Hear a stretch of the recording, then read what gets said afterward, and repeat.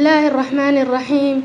الحمد لله خالق العلام ذي الجلال والإكرام، والصلاة والسلام على خير الأنام محمد وعلى آله وصحبه الأعلام ومن تبعه بإحسان إلى يوم الدين.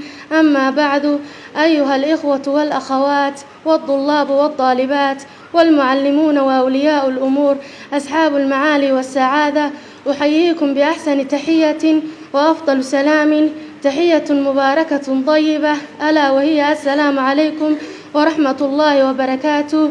أيها السادات والسيدات، الحمد لله حمدا حمدا، والشكر لله شكرا شكرا، ومرحبا بكم ألفا ألفا.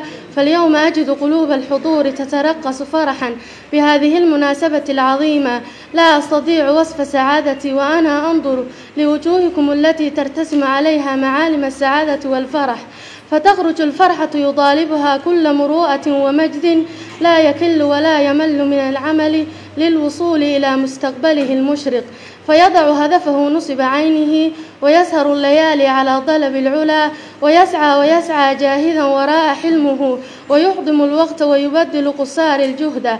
أيها السادات والسيدات، أنا مسرور أن ألقي أمامكم هذه الكلمة، شاكرا لكم على حسن حضوركم في حفلتنا الجميلة التي تبدو الفرحة على وجوه الجميع وتظهر البسمة على الثغور، ولولاكم لما كانت كما هي. أصالة عن نفسي ونيابة عن جميع مخرجات في المعهد السنة، لقد قضينا أعواما في المعهد درسنا، ولكل بداية نهاية، وها نحن تخرجنا. وأوصيكم أيها الطلاب والطالبات أن تواصل السير في درب العلم والمعرفة.